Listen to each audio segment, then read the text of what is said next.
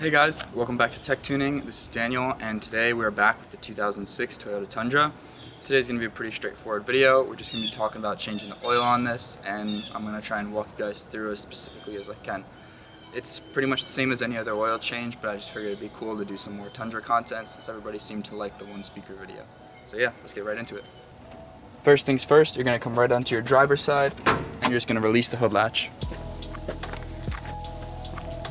Right in the middle, you'll feel the hood latch release under the hood, and once you push that up, you can pop the hood on the car.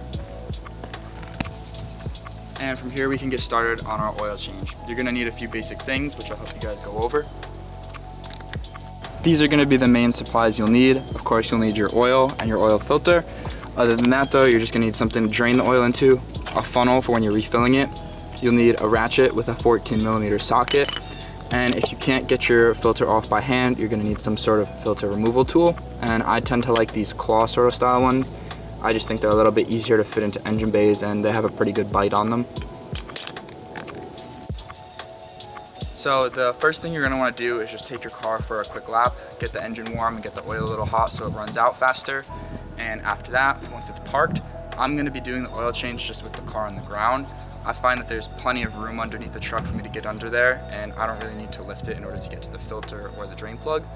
So once it's warm, we're just going to take off the oil fill cap on the engine, and then we're going to go underneath and we're going to drain the oil.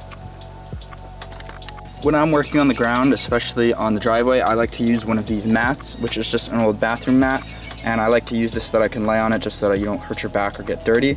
But you just want to take your oil drain pan, and we're going to slide that under the car, underneath the drain bolt. And once you're under the Tundra, you'll notice that there's a large splash shield, but if you look just beyond it, you can see your oil pan with the 14mm drain bolt. So let's crack that loose and drain the oil.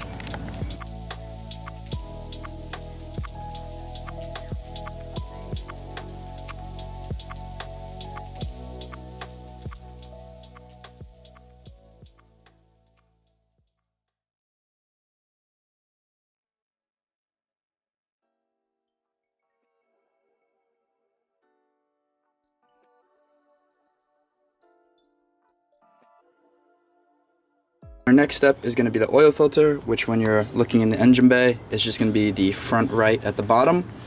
And like I said, at this point, if you can get it off by hand, that's great. If not, you're definitely going to want to use some sort of tool though.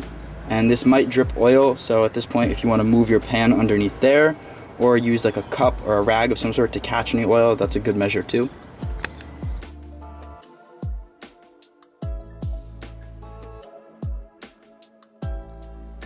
Is take our new filter, and you'll just want to take some oil on your finger and you just want to run it around the gasket before you put it back on, just so it makes a good seal. Oil filters, you just want this hand tight. You don't want this overly snug, otherwise you'll have to battle to get the old one off when you go to replace it again. So just spin it on.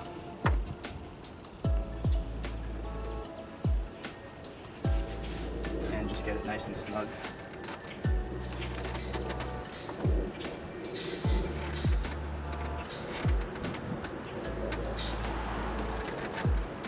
Once we have our new filter on, we can start to fill up the car with oil again.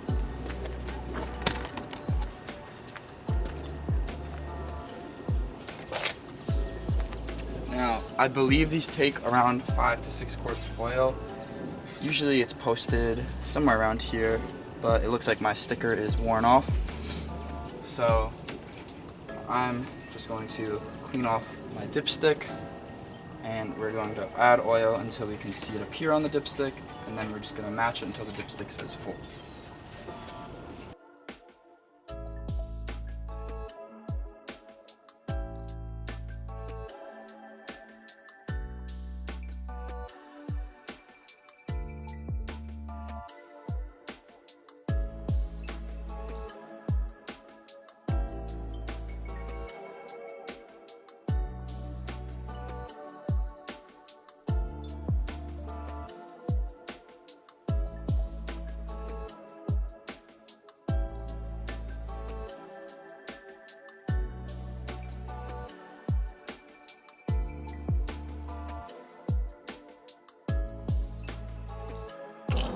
Alright, so now we're inside the car, and all I'm going to do is take off our old maintenance sticker from the window and peel this one off, and we're just going to replace it with a new one that says when we changed the oil, how many miles it was, and when the next one is due.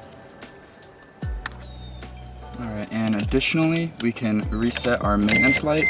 What you want to do is set your car to on, and the glare is a little difficult, but you can see I'm set to odometer. All you want to do is hold it, and while you're holding it, turn the ignition off, keep holding it, and then set it back to on, and you'll see the dashes blinking. Wait for them to get to 0, and you're good. Your maintenance light is now reset.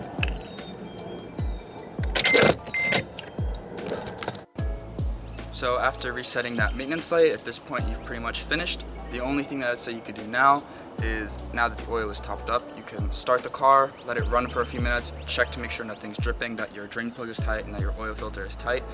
And once you do that, you can double check your dipstick to make sure that the oil level is at the top, because it may go a little bit lower once you actually run the car and the oil circulates.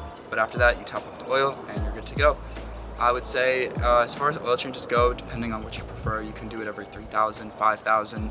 Some people say you can go further on the synthetic, but I usually choose to do it every 5,000 with the Tundra. So yeah, thank you guys for watching. I hope maybe this will help you change the oil on your Toyota Tundra, and if you enjoy, please let me know. So thank you guys, and I'll see you in the next one.